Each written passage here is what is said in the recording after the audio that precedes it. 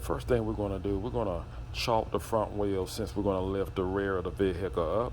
Yeah, I just want to point out some of the items that we will be using. We're going to use a 13/16 and with impact socket, 6-point socket with a 1/2-inch extension. We're going to also use a 1/2-inch ratchet impact gun. I like to also use safety glasses anytime when I'm using the impact gun. And we're going to use some earplugs to protect our ears, and we're going to use a dust mask to protect us from brake dust.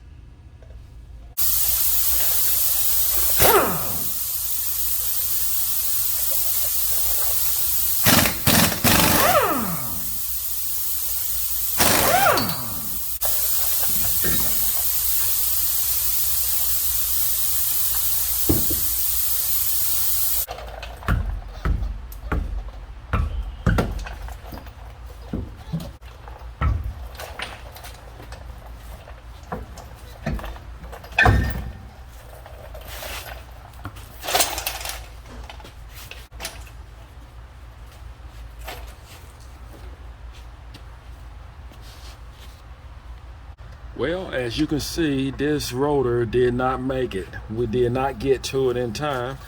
And the driver, he stopped when he actually heard something. So this is what he heard. So it was like metal to metal.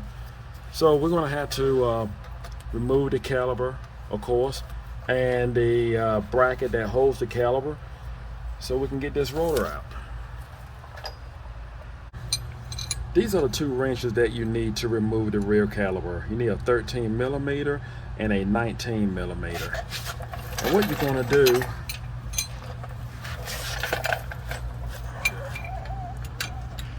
you're going to put the 13mm on the bolt, and you need a 19mm to actually hold this item so you can break it loose.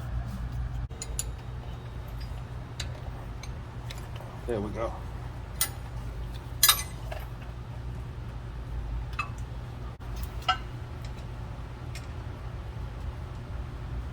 All right.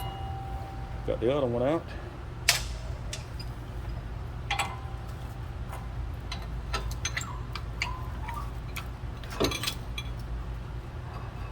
Now we got to take off this bracket here.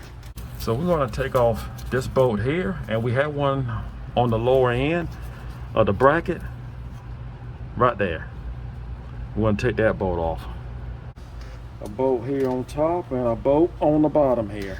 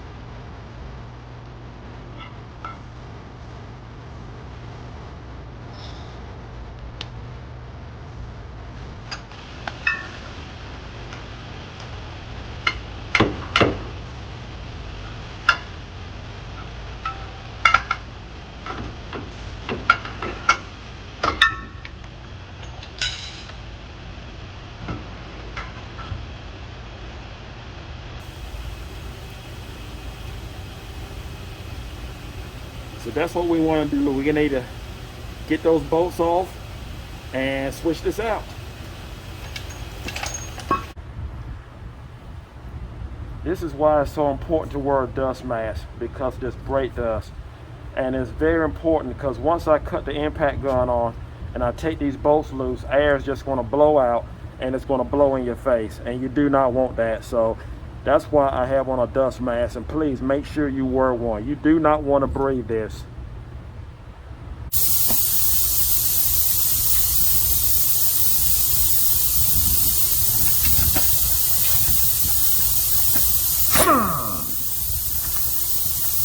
This takes a 15 millimeter socket also. 15 millimeter.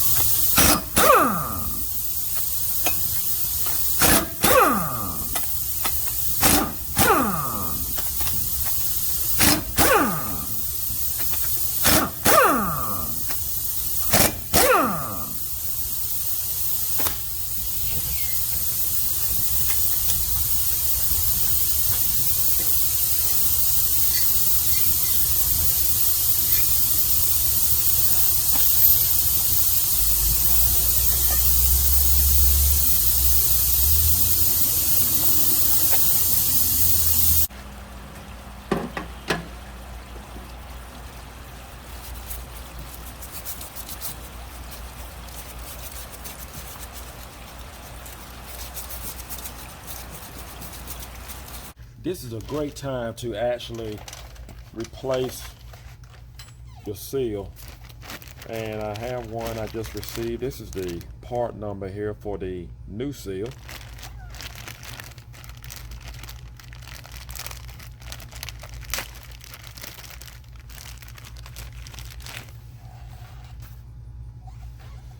You just want to make sure it actually looks pretty much the same, and it does. Same size. Okay, we're going to remove this seal. And I like to use this is the seal remover tool that I like to use. There's several different ways you can get out a wheel seal, but I like to use this to actually remove a wheel seal.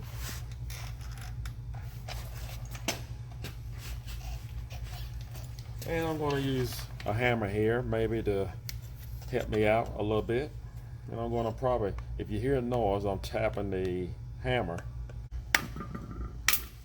Let's see what we got here.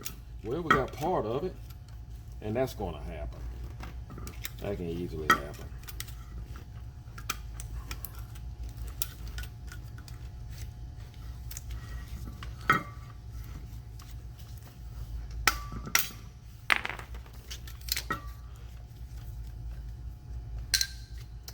Now I need to get this part here. Let's see if we can do it this way.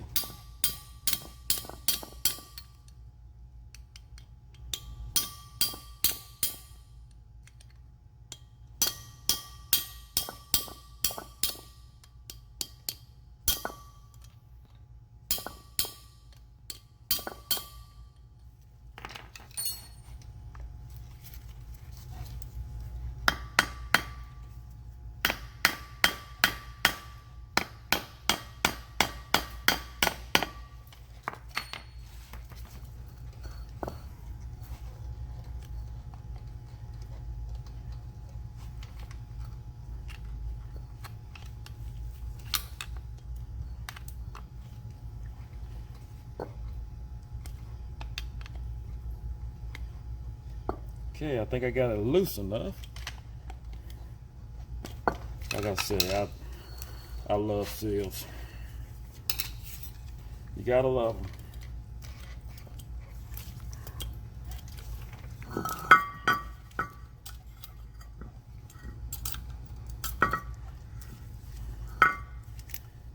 There we go.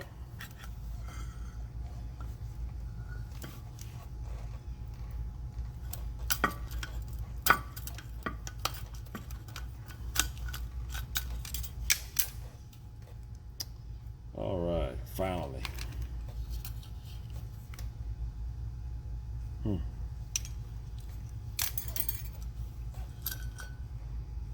Good time to look at our bearing. That looks good. I'm gonna put it right back in. It haven't hit any dirt. It's pretty clean. The cup looks good. Bearing looks good. All right. Take out a new seal. And the lip, keep in mind, the lip always face towards the oil. So we're just going to put it back in like so. Now I like to use the old seal to knock in the new seal, but as you can see what the old seal looks like, I didn't think about that. All I thought about was getting it out. And what I like to do is put the old seal actually on top of the new seal and just knock it down, or put a board here and just knock it back into place, just hit it back into place. Let's see what I'm going to do here.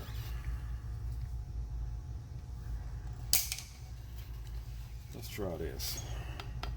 Let's see if I can just walk it down. And I'm going to try to hit it on the outer edge here and just try to walk it down to get it started. And then I'm going to take a punch, a large punch, and just try to come around, just walk it around. Haven't done that in a while.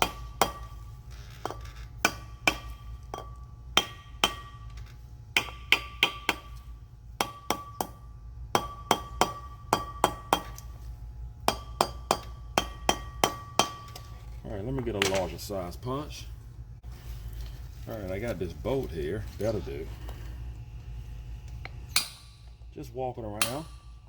Just walk it in place.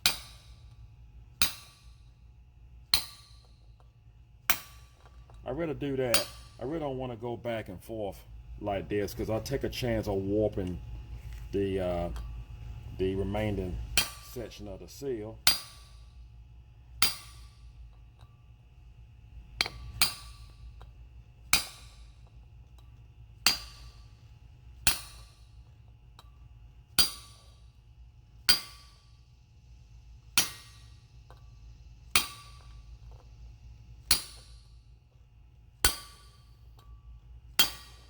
getting close. Oh yeah. You can tell you're there when the sound change. Sound like it's metal to metal.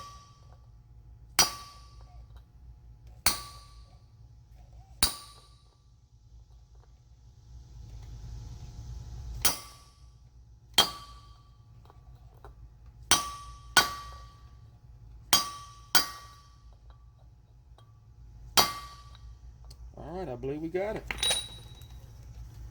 I like to look on the side of it just to make sure that we are actually flush, and it looks good. Looks good. We are actually flush on the side. So we're ready to put this rotor back on.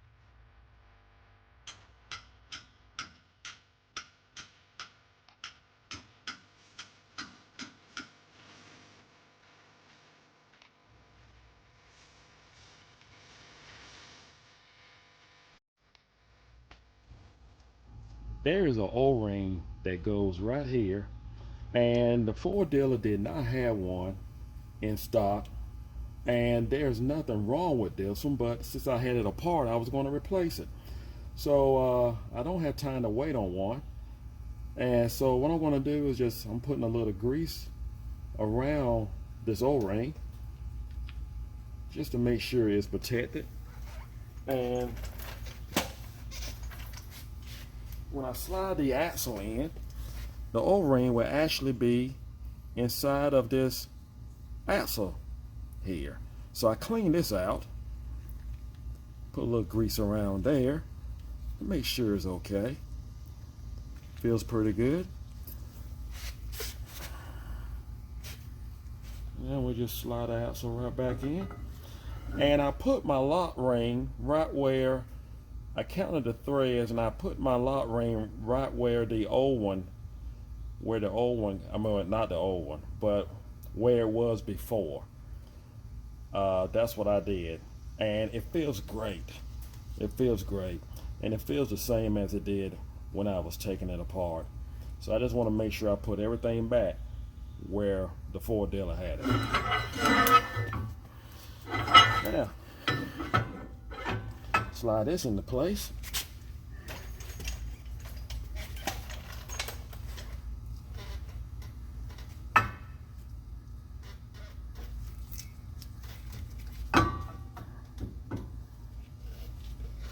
What I want to do, I want to make sure my bolts are going to be pretty lined up, so I don't have to do too much movement, because like I said, we have an O-ring here, and I don't want to damage that O-ring.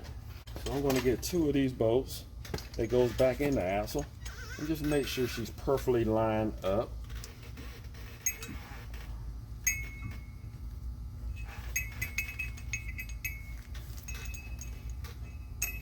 Put one down here on the bottom.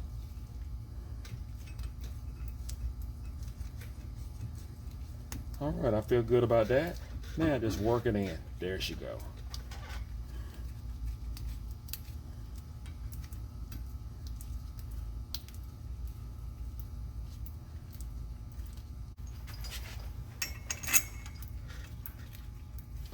These bolts here is going to take a 14 millimeter to put them back into place.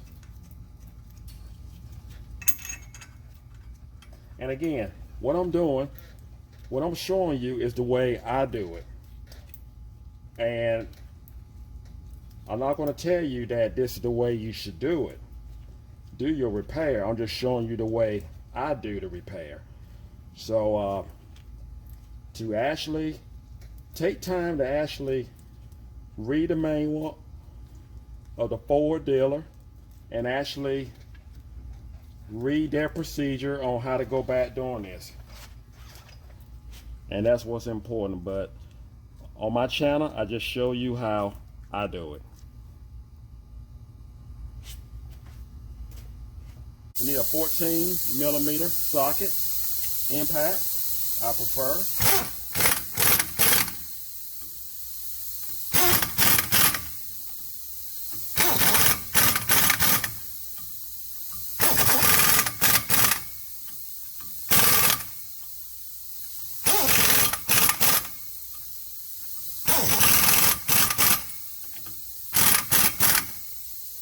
Take time to actually torque down all of your lug nuts and all the bolts that you actually take loose. Look at the 4 specs and just torque them down. I like to point out that the rear and the front brake calipers are 2 totally different brake calipers. Now this is the rear, and this is what we need to work with. Now you're going to have to press the piston back into place on the rear brake caliper, and it can be a challenge.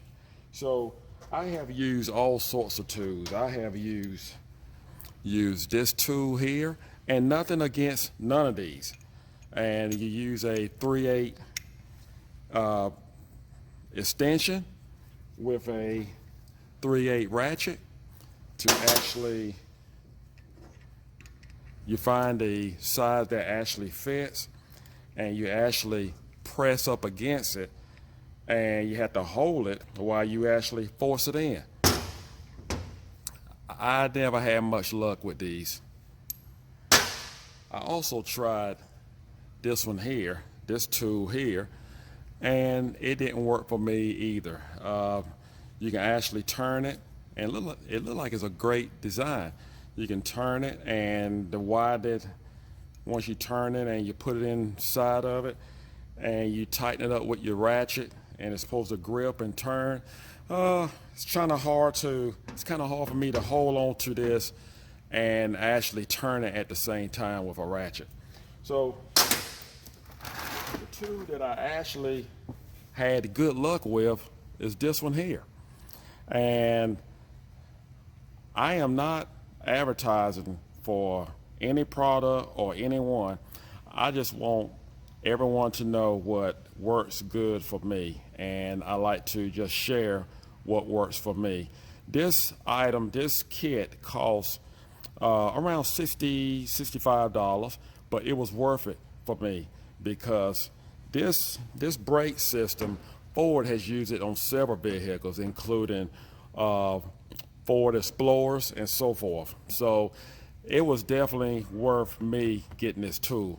And the way it's going to look, it actually comes like this, and I need this item here, and this is the size that I need here, and I need this cup, and I'm going to show you on the table, give you a demonstration as to how it works for me. And what I do, I just slide it up here, and I take this cup, this cap here, put it right here, and what I'm going to do, I'm going to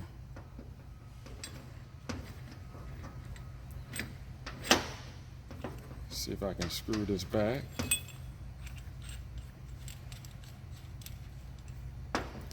I'm going to put these dials here inside the groove on the piston. I'm going to put this plate right here.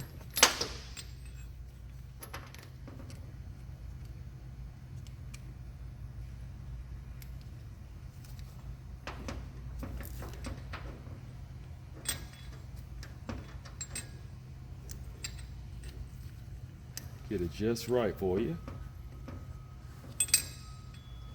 And what I'm going to do, I'm going to screw this back. If you can see, I'm going to screw this back to lock in the cap right here.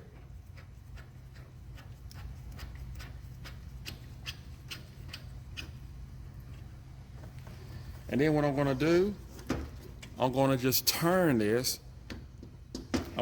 So if this is difficult and you are actually turning it and it's difficult for you to turn, you may need to take the bleeder screw, loosen up the bleeder screw, and have your hammer so you can tap the back of the tool here. Just tap it a couple of taps and it should free it up.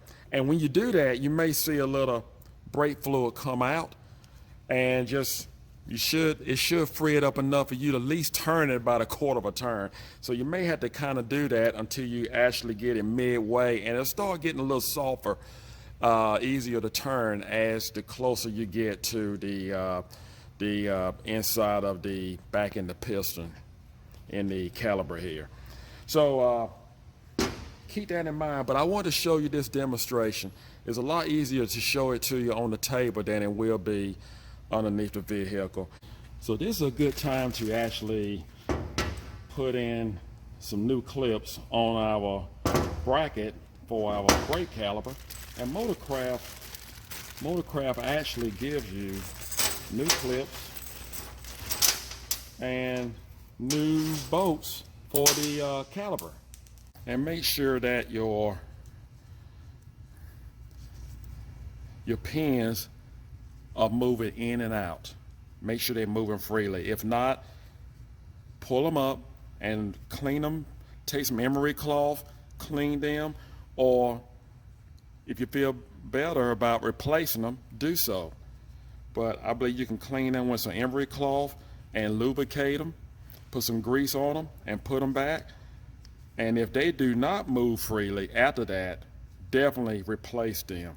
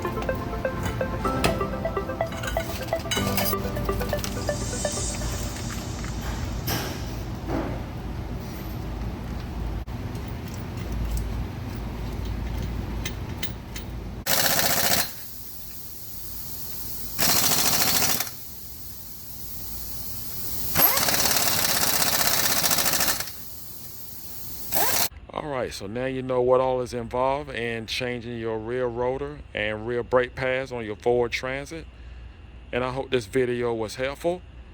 And be mindful and just be safe while you're working on your vehicle. Thank you for watching. Don't forget to subscribe, and God bless.